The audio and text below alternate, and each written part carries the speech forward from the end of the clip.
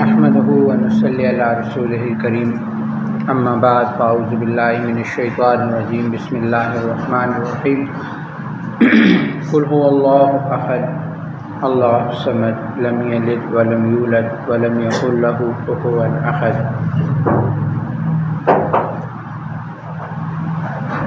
توحید تو یہ ہے کہ خدا حشر میں یہ کہہ دے یہ بندہ دو عالم سے خفا میرے لیے ہے۔ واجب الاحترام عزیز ساتھیوں، اللہ جل شانہ کا بہت بڑا احسان ہے۔ اللہ رب العزت نے ہمیں مسلمان پیدا فرمایا، اور پھر اللہ کا احسان ہوا کہ اللہ رب العزت نے ہمیں ذکر کے لیے اکٹھا فرمایا۔ دنیا میں کوئی بھی کام وہ اللہ کی مرضی کے بغیر نہیں ہوتا، اور انسان نیکی کرتا ہے اللہ کے فضل سے، اور گناہ سے بچتا ہے اللہ کے فضل سے۔ ہمارا ایمان، فرمایا دنیا میں سب سے قیمتی چیز ایمان ہے۔ انسان سے سب کچھ چلا جائے اور ایمان ہو تو وہ دنیا کا خوش قسمت ترین انسان ہے، اور ساری دنیا اس کی ہو اور ایمان نہ ہو تو وہ بدقسمت انسان ہے۔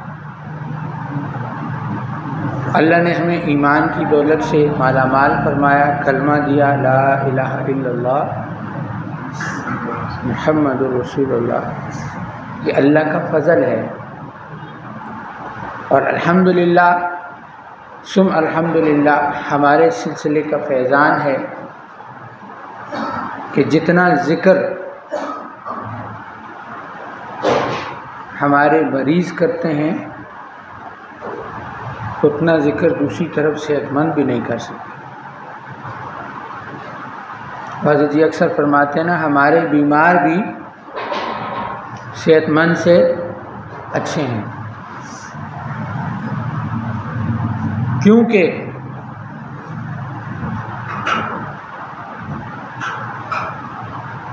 سلسلے کے اندر جو ہماری فیض و نور ہے اور جو اس کی ترتیب ہے، جب اس ذریعے سے اس طریقے سے شروع کرایا جاتا ہے تو وہ بندہ جس کے لیے 100 دفعہ استغفار مشکل ہو جاتی ہے، وہ دن میں ہزاروں کا ذکر کرنے والا لگ جاتا ہے، ہزاروں دفعہ درود شریف پڑھنے لگ جاتا ہے۔ یہی ہے اجازت کا ملنا، کہ اجازت کے ساتھ وہ نسبت منتقل ہو جاتی ہے جس سے انسان اللہ اللہ کرنا شروع ہو جاتا ہے۔ حضرت جی فرماتے ہیں نا، ایک عالم میرے پاس آیا، فیض و نور نہیں کی تھی، لیکن حضرت کا جو ترتیب ہے کہ حضرت علماء کو خلافت دے دیتے، تو خلافت عطا فرمائی اور ساتھ میں سند بھی دے دی۔ تو اس نے کہا کہ میں تب بعد میں جا کے اس نے حضرت کو یہ قصہ سنایا کہ میرا کوئی ارادہ نہیں تھا ذکر کرنے کا، میرا کوئی ارادہ نہیں تھا کہ میں ذکر کروں گا، میں تو اس لیے تھا کہ میں تو چند سوالات لے کے آیا تھا کہ یہ سوالات کے جوابات مل جائیں گے تو بس ٹھیک ہے، میں نے تو آگے ان کے ساتھ چلنا تھوڑی ہے۔ فرمایا پہلی کرامت سلسلے کی میں نے یہ دیکھی کہ جب یہ سند میں لے کے گیا گھر میں، تو 1 مہینے کے بعد میری بیوی کہنے لگی کہ یہ جب سے تم یہ سند والا کاغذ لائے ہو میرا دل کرتا ہے کہ میں ہر وقت ذکر کرتی ہوں۔ یہ صرف سند کی وہ جس کو ہم ایک کاغذ سمجھتے ہیں وہ برکت ہے۔ تو پہلے ذکر اس نے شروع کیا، پہلے ذکر اس نے شروع کیا۔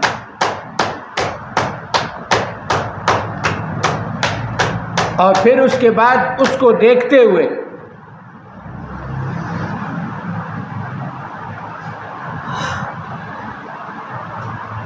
اللہ نے ذکر میرے سے بھی شروع کر. تو یہ اجازت کے ساتھ یہ چیزیں خاص ہیں.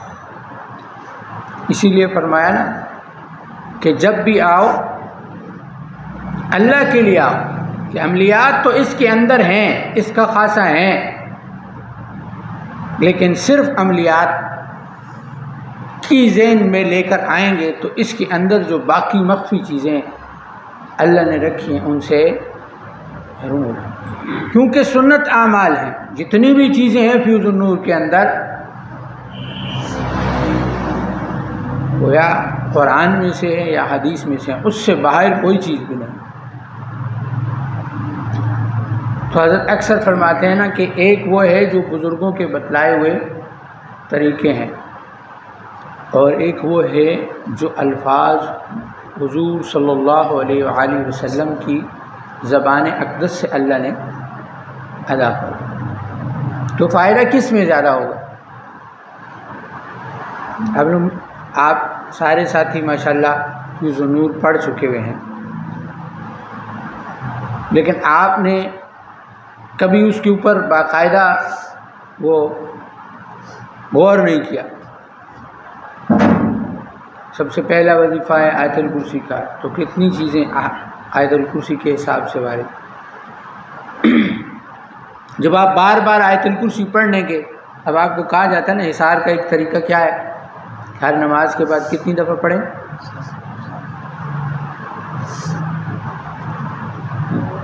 اور ہر نماز کے بعد جو آیت الکرسی پڑھے گا حضور نے اس کے لیے کیا فضیلت کرنا ہے.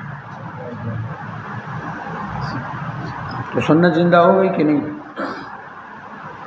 دوسرا وظیفہ بسم اللہ کا. بسم اللہ کے بارے میں کیا فرمایا؟ بسم اللہ بابنا، بسم اللہ دروازہ ہے، جس چیز پر پڑھا جائے گا وہ کھل جائے گا.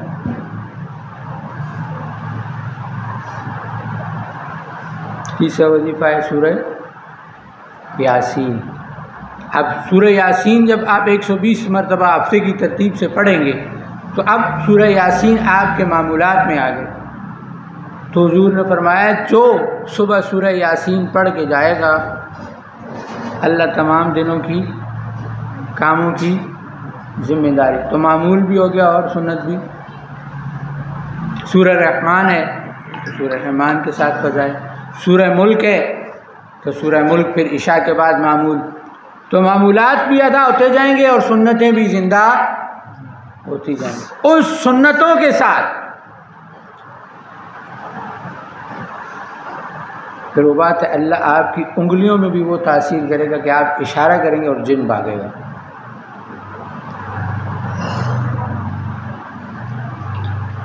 یہ کس کی وجہ سے ہے؟ کیونکہ سنتوں کے اوپر آپ چل رہے ہیں. اس لیے صرف عملیات کی نیت مت لے کے آئیں، اس لیے آئیں کہ مجھے اللہ مل جائے. اور جب اللہ کی رضا کے لیے، فیوز النور کی شروع میں اکثر ساتھیوں کو کہتا ہوں نا وہ نہیں پڑھتے، تو جو دعا لکھی ہوئی ہے کہ اللہ تیری رضا اول بھی مقصود ہے آخر بھی مقصود ہے، اس میں جو ولایت چھپی ہے آسانی کے ساتھ عافیت کے ساتھ عطا فرما. دنیاوی و آخروی رموز جو پوشیدہ ہیں وہ مجھ پر عیاں فرما. روزانہ نہیں پڑھ سکتے، ہفتے میں ایک بار، مہینے میں ایک بار یہ دعا لازمی پڑھا کریں. تمام سلاسل کی نسبتیں عطا فرما. اسی لیے تو تمام سلاسل کیا ہیں؟ ہر سلسلے کے پیچھے، ہر جماعت کے پیچھے آپ کو صوفی نظر آئے. اسی لیے اللہ نے اتنی بڑی بڑی جماعت، اگر تبلیغی جماعت میں چلے جائیں، وہاں جمعیت میں چلے جائیں، وہاں کیونکہ اتنا بڑا کام وہ اللہ، یہ تو وہ بات ہے کہ ہمیں چونکہ پتہ نہیں نا ہم لوگ اس لیے گئے۔ رشید احمد گنگوئی رحمۃ اللہ علیہ فرماتے ہیں کہ میں کوئی بھی کام حضور سے پوچھے کے بغیر نہیں کرتا۔ جب فنا فی الرسول کا درجہ آتا ہے تو اللہ سکھلاتے ہیں، اللہ تربیت فرماتے ہیں، جو اس کے اندر رموز اور وہ کون سا کام کیسے۔ دارالعلوم دیوبند کی جو بنیاد تھی وہ اللہ نے حضور کے ذریعے سے، حضور نے خواب میں آ کے وہ نشاندہی، اور صرف خواب میں نشاندہی نہیں کی، صبح جب اٹھے تو نشان لگے ہوئے تھے۔ وہ حضرت جی فرماتے ہیں نا کہ ان کی علماء سے اکثر حضرت فرماتے ہیں کہ جو قاسم نانوتوی رحمۃ اللہ علیہ کی آب حیات یا تحذیر الناس جو کتابیں ہیں، وہی پڑھتے ہوئے بندے کو پسینے آ جاتے ہیں کہ یہ کون سا علم ہے جو ہمیں پتہ ہی نہیں۔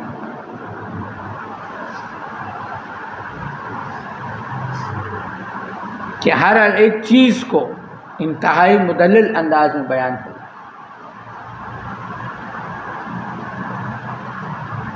وہ اس لیے کہ وہ فرمایا نا کہ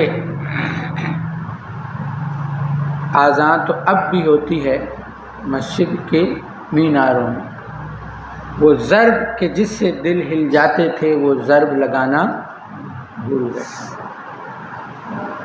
جب اللہ اللہ کی ضربیں دل پر لگتی ہیں تو جو کیفیت پیدا ہوتی ہے اور جو فیوز و برکات اللہ عطا فرماتے ہیں، جب قلب اللہ اللہ کرنا شروع ہو جاتا ہے اور انسان اس کیفیت میں چلا جاتا ہے۔ آرام نال بے نا، تو مار کھا سے تائیں چل پچھو کے بے۔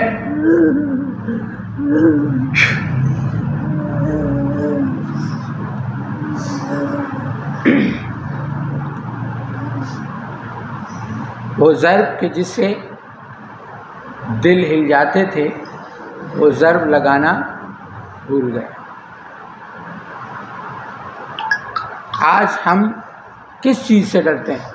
ایک جن سے؟ کیا چیز ہے؟ فرمایا کہ شاذلی جب آپ یہ ذکر کرتے ہیں نا تو آپ کے جسم کا روحاں روحاں ذکر کرتا ہے، اور سب سے پہلے لطائف ذکر کرتے ہیں، اور یہ لطائف آج ہمارے ساتھی کہتے ہیں نا، بعض جو نئے نئے آتے ہیں، ہم خود بھی اسی پوزیشن میں تھے۔ فرمایا شاذلی سے جن 2 کلومیٹر دور بھاگ اپنے آج یہ ہم لوگ کہتے ہیں نا، یہ جو بعض ساتھیوں کی نظر نہیں کھلتی، وہ کہتے ہیں جی حضرت میری نظر نہیں کھلی۔ جس کی نظر شروع میں کھل جائے نا، جس کی نظر شروع میں کھل جائے تو اس کی نظر کھل گئی، ورنہ بہت لیٹ جا کے کھلتی۔ اس کی وجہ پتہ ہے کیا ہے؟ کہتے ہیں ہمیں نظر کچھ نہیں آتا۔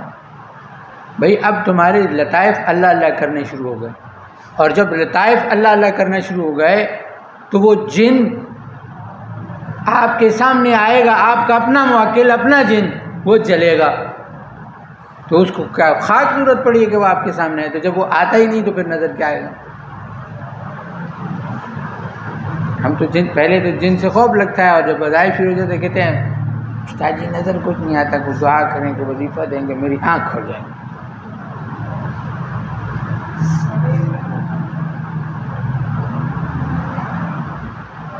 بعض چیزیں جو اللہ نہیں دیتا نا، اس میں بھی اللہ کا فضل سمجھے۔ ہمیں جو ملا ہے، ہم جس قابل ہیں، چاہے وہ علم کی بات ہو چاہے وہ مال کی بات ہو۔ ہم نے بعض نظر کھلے ساتھی دیے، جتنی خرابیاں پیدا ہوئی ہیں نا زمانے کے اندر، چاہے وہ مرزا احمد قادیانی ہو یا روافظ ہوں، یا جیسے وہ ایک آپ نے سنا ہوگا باطنی فرقہ، تو یہ لوگ کیا کرتے ہیں؟ سب سے پہلے نظر کھولتے ہیں۔ جادو کے اندر بھی سب سے پہلے آپ کی نظر کھولی جائے گی، اس میں شیطان آپ کو رنگینیاں اتنی دکھاتا ہے کہ آپ خود بخود اس میں گھستے چلے جاتے ہیں۔ یہاں تو نظر کھلے گی تو سوائے لڑائی کے کچھ نظر نہیں آئے گا، شیطان کے ساتھ جنگ ہے، مسلمان کی تو شیطان کے ساتھ جنگ ہے، نفس اور شیطان کے ساتھ جنگ موت تک لڑنی۔ تو کسی نے پوچھا نا حضرت کہ حضرت کب تک لڑیں؟ کہا موت تک۔ انسان مسلمان تو نے تو بیڑا اٹھایا ہے، وہ اس نے دوسری طرف شیطان نے کہا ہے میں ورغلاتا رہوں گا، اللہ نے فرمایا میں معاف کرتا رہوں گا۔ تو آپ چاہتے ہیں نظر کھل جائے، تو نظر کھلنے میں تو وہ چیز نظر آتی رہے گی کہ اب یہ لڑنا ہے، اب وہ لڑنا ہے۔ اب اس کی نظر کھلی قادیانی کی تو اس کو شیطان نے پگڑی بنائی، جس نے کہا وہ بھئی میرا نبی تو ہے، تو شیطان کا نبی ہے نا حضور، اللہ کا، تو اس نے نبوت کا دعویٰ کر دیا۔ جیسے ایک مشہور قصہ ہے نا کہ وہ ایک آرمی کے افسر تھا، اس کی بیوی قادیانی تھی، اس نے اس کو کہا کہ شادی کر لیتے ہیں، تو اپنے مذہب پہ رہنا، میں اپنے مذہب پہ رہوں۔ اس نے علماء سے پوچھا، اس نے کہا ٹھیک ہے بعد میں مسلمان کر لینا، شادی کر لینا۔ تو یہ ساتھ میں جادو بھی کرتے ہیں، یہ صرف اس سے نہیں کرتے، اس نے پھنسایا، بعد میں جادو کیا، تو بعد میں کہا کہ استخارہ کر لینا کہ مرزا احمد قادیانی نبی ہے یا نہیں۔ ابھی جو خوابوں کی تعبیریں ہم لوگ یوٹیوب پہ ڈھونڈ رہے ہوتے ہیں نا،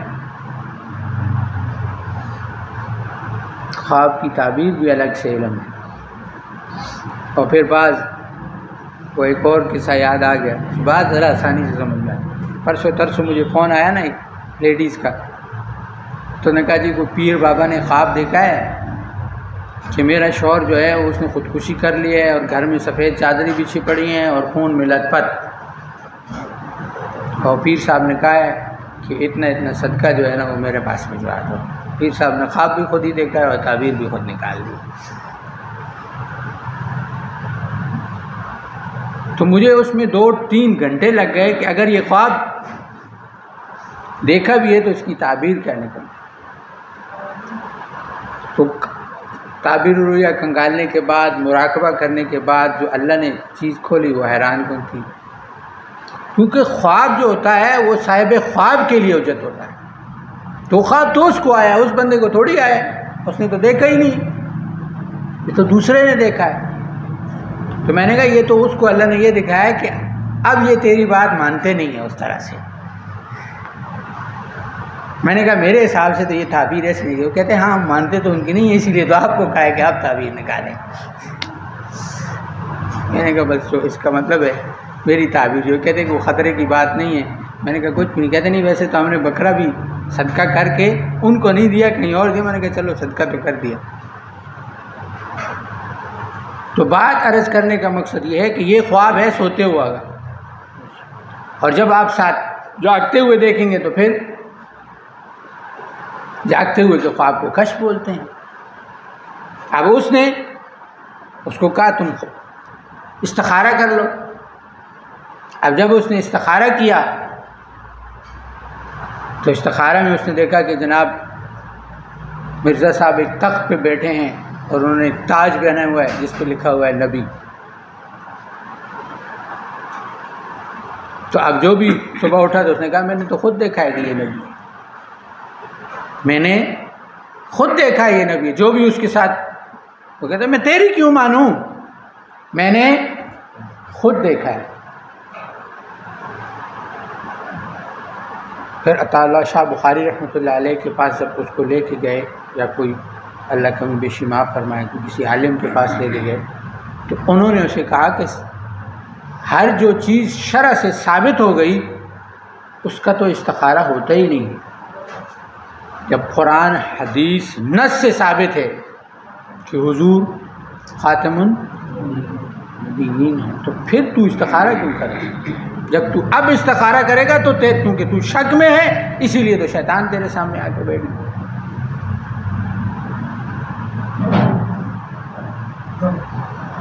تو جب آنکھ کھلی ہوگی، نظر کھلی ہوگی، تو شیطان آ کے دکھائے گا کہ یہ استاد تمہارے اوپر جادو کر رہا ہے۔ بعد میں آپ نے استاد پہ ہی شک کیا ہوتا۔ اگر استاد تیرے پہ جادو کرتا تو کیا استاد نے تجھے جادو سکھایا؟ پھر ایک وقت آتا ہے کہ وہ کہتا ہے تمہارا پیر بھی تیرے اوپر جادو کر رہا ہے، کیونکہ وہ اپنے کشف میں کیا کر رہا ہوتا ہے، دیکھ رہا ہوتا ہے، شک ہوتا ہے نا، تو پھر وظیفہ پڑھتا ہے، اللہ اللہ اللہ اللہ، وظیفہ کرتے ہوئے کہتا ہے اللہ مجھے دکھا دے میرے اوپر میرے حضرت میرا استاد جی جادو کر رہا ہے کہ نہیں کر رہا ہے، تو شک تو خود کر رہا ہے نا، جب کہ حضرت نے یا استاد نے جادو کرنا سکھایا یا تم نے کرتے ہوئے دیکھا، جب دیکھا نہیں اتنے سال ساتھ رہے تو پھر تم کیسے کہتے ہو کہ،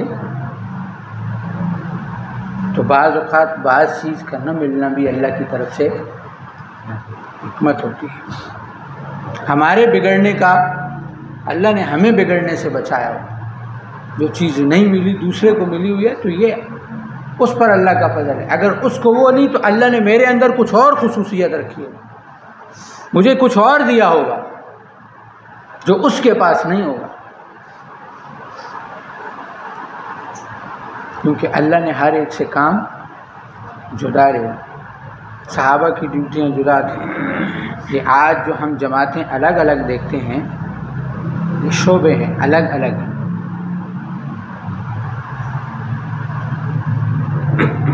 اس لیے جیسا کہ پچھلے جمعے بھی عرض کی تھی، انشاءاللہ اتوار والے دن باقاعدہ سے کلاس کا آغاز بھی ہوگا،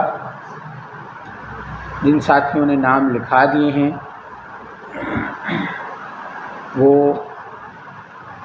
جیسے بتایا تھا 1000 روپے فیس ہے، اپنی فیس بھی جمع کرا دیں، اور اتوار والے دن ایک چیز میں عرض کر دوں، یہاں میں کسی کا انتظار نہیں کروں گا، کوئی 11 بجے آ رہا ہوگا، کوئی 12 بجے آ رہا ہوگا، 10 بجے کلاس شروع ہو جائے گی اور 12 بجے ختم ہو جائے گی، اور اس میں آپ لوگوں کو بتا دوں کہ یہ علماء کے لیے تو چلو رعایت ہے کہ وہ خالی عملیات کی کلاس لے سکتے ہیں، اب عوام والے یہ سمجھیں گے نا کہ پہلے عملیات کی کلاس ہوگی تو چلو ہم پہلے آ جایا کریں گے، آخر میں ہوگی تو پھر ہم لیٹ آ جایا کریں گے، تو یہ میں آپ لوگوں کو پہلے بتا دوں کہ عملیات کی کلاس میں اپنی مرضی سے لوں گا، کبھی پہلے اور کبھی بعد میں، تو خالی عملیات اس سے آپ لوگوں کو بھی پتہ چل جائے گا کہ کون کس نیت سے آئے، ضروری صرف عملیات نہیں ہیں، یہ فقہ بھی ضروری ہے، کل یہی چیزیں آپ سے، آپ کے جو شاگرد ہوں گے، آپ کے جو مریض ہوں گے وہ آپ کو یہ نہیں سمجھ رہے کہ آپ صرف دم ڈالتے، وہ آپ سے مسائل پوچھیں گے، اور جب آپ کو مسائل نہیں آتے ہوں گے تو پھر آپ کی پیری ٹھس کر جائے گی، تو اس لیے ہر 15 دن بعد 2 گھنٹے ہیں ٹوٹل، کہ عملیات کے ساتھ ساتھ ہم دین کہ وہ مسائل جو ہمارے روزمرہ زندگی میں آنے والے ہیں، یعنی سب سے پہلے تو یہ چیز ہے کہ ہم فقہ اس لیے سیکھیں گے، یہ نہیں کہ ہم نے دوسروں کو بتانا، فقہ ہم اس لیے بھی سیکھیں گے کہ تاکہ اس پر چل سکیں، اپنی اصلاح پہلے، دوسروں کو اطلاع بعد میں،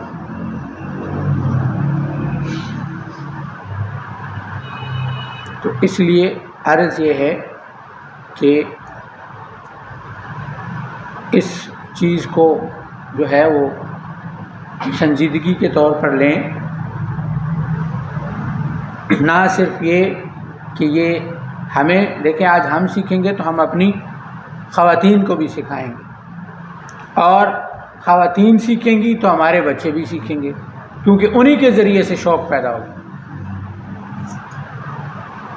تو اس لیے جو ہے وہ جنہوں نے نام نہیں لکھایا وہ جو ہے نا اس کے بعد ذکر کے بعد اپنے نام وغیرہ لکھا دیں، اور اپنی ترتیبات جو ہے وہ ہم نے آج عقیدہ تحاویہ کا ختم کرنا تھا، پچھلی دفعہ کہا تھا، لیکن چونکہ کچھ مسائل کی بنا پر سب ساتھی دعا بھی کریں کہ ہمارے اکرم بھائی ہیں، ان کی بیٹی بیمار ہیں، اللہ ان کو شفا یاب فرمائے، فہد بھائی بھی موجود نہیں تھے، امیر صاحب کا بھی کوئی مسئلہ چل رہا تھا، تو پھر ہم نے اس کو اگلے جمعے تک کے لیے ملتوی کیا ہے، تو اس کے لیے دیکھیں جب کسی پروگرام کا اعلان ہو تو پھر ساتھیوں سے درخواست یہ ہے کہ وہ اس کے لیے دعا بھی کیا کریں، جیسے ابھی مولانا ہمارے پاس بیٹھے ہیں، سبھی بات ہو رہی تھی کہ ہمارا جو ہے علماء سے جوڑ ہو جائے، اور اسی کی صورت یہ ہوتی ہے ورنہ یہ جو پروگرام ہے، جیسے ہم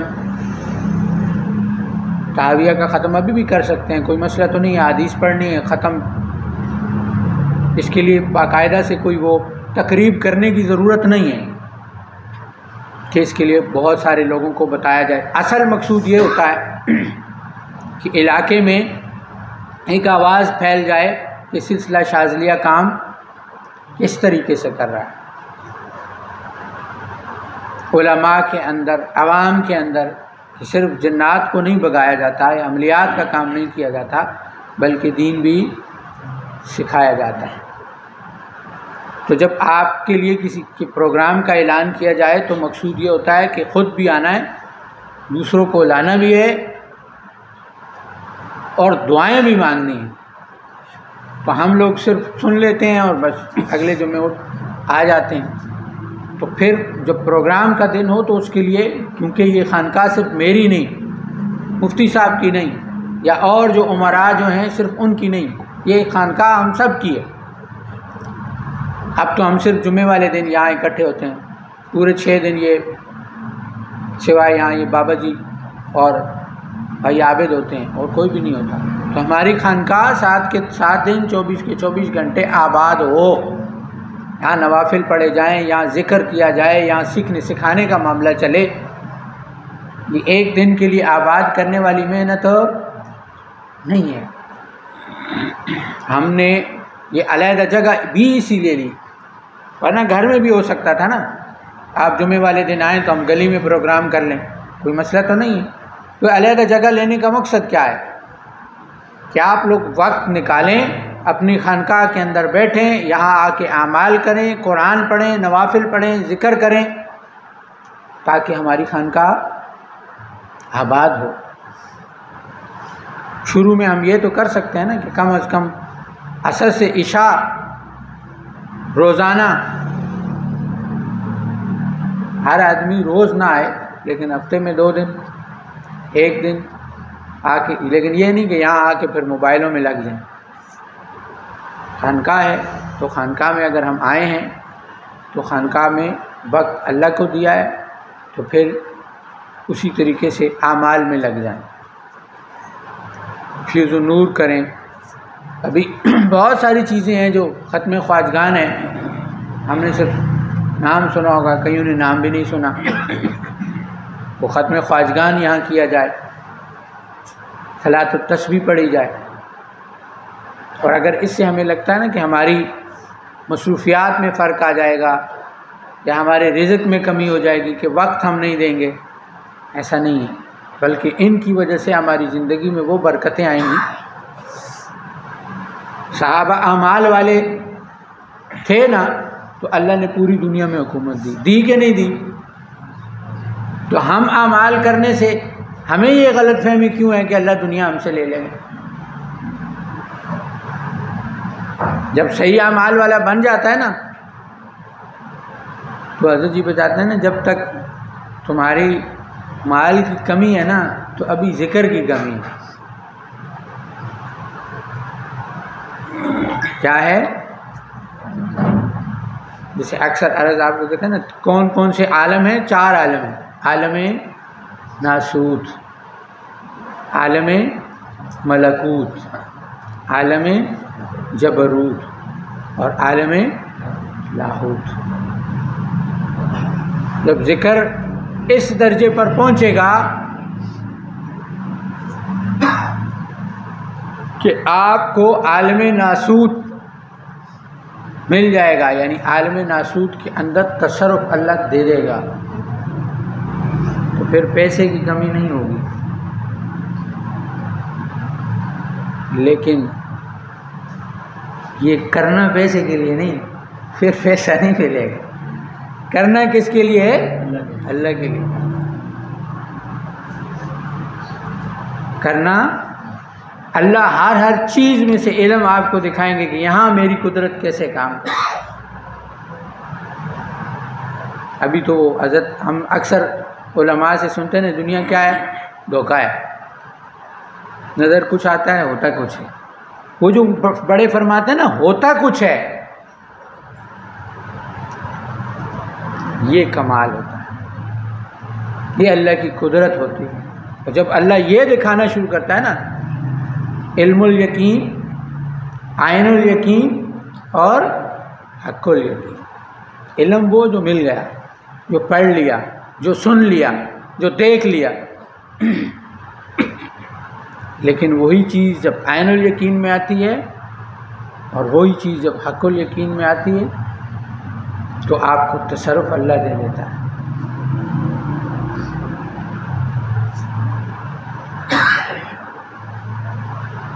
لیکن آپ کسی ایک چیز کی نیت کر لیں گے کہ بس میں نے اسی چیز میں چلنا ہے تو عملیات دنیا کے لیے کام آئیں گے. لیکن اس سلسلے کا فیضان یہ ہے کہ عملیات صرف ایک جز ہے، عملیات صرف ایک جز ہے. آخری بات پر بات ختم کرتا ہوں نا کہ عملیات کے اندر جو لوگ عامل رہے ہیں یا عاملوں کے پاس جاتے رہے ہیں ان سے جا کے پوچھ بھی سکتے ہیں. عملیات کے اندر جو چلہ کشی ہے وہ اکیلے کمرے میں بیٹھ کر یا دریاؤں پر یا قبرستان میں یا جنگلوں میں، اور پھر اس میں جلالی جمالی پرہیز. جمال مطلب بیوی سے بھی دور، جب تک چلہ ہے بیوی کے پاس بھی نہیں جانا، گوشت نہیں کھانا، انڈے نہیں کھانے، دودھ نہیں پینا. ہر وہ چیز جو کسی نہ کسی سانس لینے والی چیز کے ساتھ اٹیچ ہے وہ ہم استعمال نہیں کر سکتے. تعویذ لکھنے کے لیے ساتوں کا علم ہونا ضروری ہے. کس ساتھ میں محبت کا تعویذ لکھا جائے گا، کس ساتھ میں نفرت والا لکھا جائے گا، کس ساتھ میں کون سی چیز. پھر محبت کا لکھنا ہے تو منہ میں الائچی ڈالو، نفرت کا لکھنا ہے تو منہ میں پیاز ڈالو. لائنیں جو لگاتے ہو نا تعویذات کی، تو یہ اوپر سے نیچے لے کے جانی ہے یا دائیں سے بائیں لے کے جانی ہے، یہ بھی اصول طے ہوتا ہے. تو یہاں تو تعویذ بنا کے لے کے آتے ہیں، ایک یوں جا رہی ہوتی ہے، ایک یوں جا رہی ہوتی ہے. لیکن سلسلے کی فیضان ہے کہ وہ تعویذ میں پھر بھی اثر ہوتا ہے، اور اس سے زیادہ ہوتا ہے جس نے اصول کے مطابق ہے، کیونکہ پیچھے سلسلے کا فیض ہے. اور آپ نے طے جو نصاب کیا ہے وہ حضور کی زبان سے نکلے ہوئے الفاظ ہیں، یہ اس کی برکت. اور یہ انشاءاللہ کلاس کے اندر آپ کو جب میں بتاؤں گا نا کہ ساتوں کا علم یہ ہے اور فلانا یہ ہے اور آپ یوں کر رہے ہیں، سلسلے کے اندر ہر پابندی کو ختم کر دیا گیا. اسی لیے تو عاملین حیران ہوتے ہیں کہ کہاں ہمارے چلے کاٹ کاٹ کے جو ہے نا کمر دوری ہو گئی، اور یہ شاذلی جو ہے چلتے پھرتے ذکر کرتے ہیں اور پھر کہتے ہیں ادھر لاؤ جن میں بگاتا ہوں.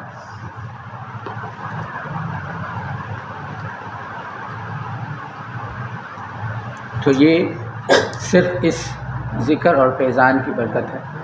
اللہ ہم سب کو عمل کی توفیق عطا فرمائے اور ہمیں اس سلسلے کے ساتھ جوڑی رکھے، اور جسے فرمایا نا کہ وہ رتب اللسان، وہ رتب اللسان والا جو معاملہ ہے اللہ نے الحمدللہ اس سلسلے کے اندر رکھا ہے کہ زبان کے ساتھ دل بھی ہر وقت اللہ اللہ والی ترتیب پر آ جاتا ہے. باقی وہ سب تو نہیں بس وہ تین آخر.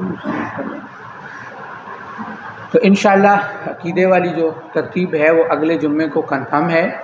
سب ساتھی اس کے لیے دعا بھی کریں، کوشش بھی کریں، اپنے حلقہ احباب میں دعوت بھی دیں، تاکہ اس پروگرام کے ذریعے سے ہمارے علاقے میں مزید جو بعض لوگوں کے اندر غلط فہمیاں یا کوئی بھی ایسی چیز ہے وہ دور ہو جائے، اور اللہ ہمارے ذریعے سے لوگوں کو سلسلے میں آنے کی توفیق عطا فرمائے، اور ہمارے عمل کو جس نے تھوڑی محنت کی، زیادہ محنت کی، قبول اور منظور فرمائے. وآخر دعوانا آمین. الحمدللہ رب العالمین والعاقبۃ للمتقین الصلاۃ والسلام علی سید الانبیاء والمرسلین. یا اللہ تو رحمان ہے، رحیم ہے، کریم ہے. یا اللہ ہمارے گناہوں کو معاف فرما. اللہ ہم گناہ گار ہیں، خطا کار ہیں، سیاکار ہیں. یا اللہ تو ہم پر خصوصی کرم اور رحم فرما. پوری امت مسلمہ کے گناہوں کو معاف فرما. یا اللہ پوری دنیا کے انسانوں کے لیے ہدایت کے دروازے کھول. یا اللہ خصوصی کرم اور رحم والے فیصلے فرما. جتنے مسلمان پریشان حال ہیں سب کی پریشانیوں کو دور فرما. یا اللہ جو بیمار ہیں ان کو شفا یاب فرما.